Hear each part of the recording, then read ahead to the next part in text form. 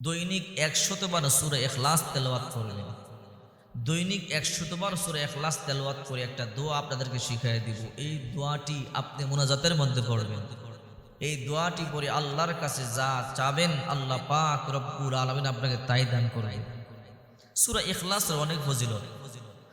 বিশ্বনবী মুহাম্মদ সাল্লাল্লাহু আলাইহি ওয়াসাল্লাম বলেন, যে ব্যক্তি মাত্র ৩ বার সূরা ইখলাস তেলাওয়াত করবে, আল্লাহ পাক রব্বুল আলামিন তার আমলনামায় ৩ বার সূরা ইখলাস তেলাওয়াত করলে তার আমলনামায় এক খতম কোরআন পড়বার সমান সওয়াব দেয়া যায়।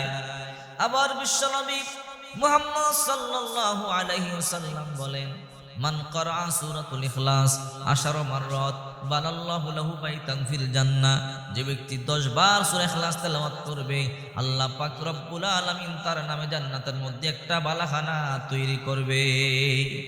মাত্র কোন ব্যক্তি ১০ বার সূরা ইখলাস তেলাওয়াত করলে তার নামে আল্লাহ জান্নাতের মধ্যে একটা বালাখানা তৈরি করে দেবে। কোন ব্যক্তি যদি দৈনিক ১০০ বার সূরা ইখলাস তেলাওয়াত করে তার জন্য আল্লাহ তাআলা জান্নাতের ১০টা বালাখানা তৈরি করে।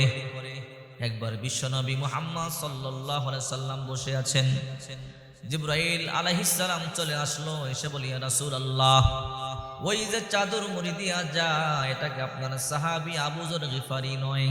আল্লাহর পয়গম্বর বলে, হ্যাঁ জিবরাইল, এটা আমার সাহাবী আবু যর গিফারি। তুমি কেমনে চেনো? আরে জিবরাইল, আমার সাহাবী আবু যর গিফারিকে তুমি কেমনে চেনো? জিবরাইল বলে, ইয়া রাসূলুল্লাহ, আপনার সাহাবী আবু যর গিফারিকে শুধুই মাত্র আমি চিনি তা নয়, আকাশে যত ফেরেশতা আছে সবাই আবু যর গিফারিকে চিনে। বলে, আবু যর গিফারিকে সবাই কেমনে চিনে? বলে, ২টা গুণ তার মধ্যে আছে, ২টা গুণ। ১ নাম্বার গুণ, লিসিগরিহি আলা নাফসিহি, আবু যর গিফারি নিজেকে অনেক ছোট মনে করে। আবু যর গিফারি মনে করে যদি আল্লাহ তাআলা জাহান্নামে দেওয়ার জন্য কাউকে বানায় মনে হয় আমাকেই বানাইছে। আবু যর গিফারি নিজেকে এত ছোট মনে করে। ২ নাম্বার গুণ হলো লিকাসরতি তিলাওয়াতি সূরাতুল ইখলাস, আবু যর গিফারি বেশি বেশি সূরা ইখলাস তেলাওয়াত করে। ওগো নবীজি, যেদিন থেকে আপনি বলেছেন ৩ বার সূরা ইখলাস তেলাওয়াত করলে এক খতম কোরআন পড়বার সমান সওয়াব হয়, ওই দিন থেকে আবু যর গিফারি যেদিন থেকে আপনি বলেছেন ৩ বার সূরা ইখলাস পড়লে এক খতম কোরআন পড়বার সমান সওয়াব হয়, ওই দিন থেকে আবু যর গিফারি এত বেশি বেশি সূরা ইখলাস তেলাওয়াত করে যা অন্য কোন সাহাবী এত বেশি তেলাওয়াত করে না। তার আমলনামায় যত সওয়াব অন্যান্য সাহাবীর আমলনামায় এত সওয়াব নাই। এই ২ কারণে আল্লাহ তাআলা আবু যর গিফারিকে চিনবেন। আবু যর গিফারি কেমন সাহাবী ছিলেন, যার ব্যাপারে কবি বলেন, হযরত আবু যর গিফারি খাদেমে খৈরুল বাশার, খিদমতों में जिंदगी भर न बनाया अपना घर, খিদমতों में जिंदगी भर न बनाया अपना घर।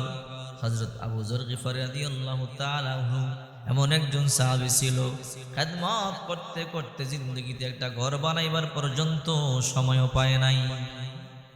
রাসূলের খিদমত এত করছে, খিদমত করতে করতে একটা ঘর বানাইবার পর্যন্ত সময় হয় না। যেদিন ফাতেমার ইন্তেকাল হয়ে গেল, ফাতেমা তো আলীকে ওসিয়ত করে গেছে, আলী আমার ইন্তেকালের পরে আপনি কাউকে খবর দিবেন না, গোপনে আমার লাশটা দাফন করে দিবেন। ফাতেমার ইন্তেকাল হয়ে যাওয়ার পরে হযরত আলী রাদিয়াল্লাহু তাআলা আনহুর লাশটা নিয়ে বসে আছে, কবরস্থানে নিয়ে যাব কেমনে? কারণ আরেকজন লোক দরকার। এক পাশে আলী ধরছে, আরেক পাশ খালি, আর ২ পাশে হাসান হুসাইন ধরছে, খাটিয়ার তো ৪ পায়া। হযরত আলী বড় টেনশনে আছে, আরেকজন সাহাবী হইলে ভালো হইতো খাটিয়াটা বহন করার জন্য। এই আবু যর গিফারি আল্লাহর পয়গম্বর রওজা পাকের সামনে ঘুমায়। আল্লাহর নবী স্বপ্ন দেখায়, আবু যর তুমি আরামে ঘুমাও, আর আমার আলী ফাতেমার লাশ নিয়ে বড় কষ্টে আছি। আবু যর রে তাড়াতাড়ি যা, আমার ফাতেমার লাশের খাটিয়া বহন কর। আবু যর গিফারি চলে আসলো, দরজা খোলো। কে?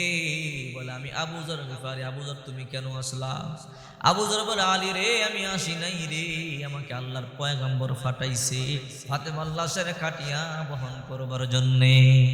চিন্তা করেন আবু যর গিফারি কেমন সাহাবী ছিল। এই জন্য জিবরাইল বলেন, নবীজি আবু যর গিফারী দুইটা গুণের কারণে আসমানের যত ফেরেশতা আছে সবাই আবু যর গিফারীকে চিনে। এই জন্য মহিলা মা বোনদেরকে বলবো, যাদের দোয়া কবুল হয় না, মুনাজাত কবুল হয় না, অনেকে বলে দোয়া কবুল হয় না, মুনাজাত কবুল হয় না, ও মা বোনেরা, আপনারা দৈনিক 100 বার সূরা ইখলাস তেলাওয়াত করবেন। সূরা ইখলাসের সাথে আল্লাহ পাকের গভীর সম্পর্ক, গভীর সম্পর্ক। যে ব্যক্তি যত বেশি সূরা ইখলাস তেলাওয়াত করে, আল্লাহ তত বেশি কাছাকাছি প্রিয় বন্ধু হয়ে যায়। নবীজি এক ইমাম নিযুক্ত করছে কুবা এলাকায়, কুবা শহরে, মসজিদে কুবা আছে, যারা দেখেছেন মদিনার প্রথম মসজিদ। ওই ইমাম সাহেব প্রত্যেক রাকাতে সূরা ইখলাস তেলাওয়াত করে, প্রত্যেক রাকাতে সূরা ইখলাস তেলাওয়াত করে। মুসল্লিরা বিরক্ত হইয়া আল্লাহ নবীর কাছে গিয়ে বিচার দিলেন, নবীজি এমন ইমাম দিছেন প্রত্যেক রাকাতে সূরা ইখলাস তেলাওয়াত করে। আল্লাহর পয়গম্বর তাকে ডাকলেন, আসো। খবর দেওয়া হলো, সে আল্লাহর পয়গম্বরের কাছে চলে আসলো। সাহাবী, তোমার নামে কমপ্লেন, তুমি নাকি প্রত্যেক রাকাতে সূরা ইখলাস তেলাওয়াত করো। বলে, হ্যাঁ, কেন? বলে, নবীজি এই সূরার মধ্যে আমার রবের প্রশংসা আছে, আমার রবের প্রশংসা অল্প করলে আমার অন্তর ঠান্ডা হয় না, এই জন্য বারবার সূরা ইখলাস তেলাওয়াত করি। নবী কয়ে, যাও তুমি তেলাওয়াত করো, এই ভালোবাসা তোমাকে জান্নাত পর্যন্ত পৌঁছে দিবে। সুবহানাল্লাহ। এই জন্য মহিলা মা বোনদেরকে বলবো, মহিলা মা বোনেরা, যদি সময় থাকে দৈনিক 40 বার সূরা ইখলাস তেলাওয়াত করবেন, 100 বার সূরা ইখলাস তেলাওয়াত করবেন, 100 বার 10টা জান্নাতে বালাখানা তৈরি হয়ে যাবে। এবং দোয়া করবেন, দোয়া কবুল হবে। কুল হুয়াল্লাহু আহাদ আল্লাহুস সামাদ লাম ইয়ালিদ ওয়া লাম ইউলাদ ওয়া লাম ইয়াকুল লাহু কুফুয়ান আহাদ।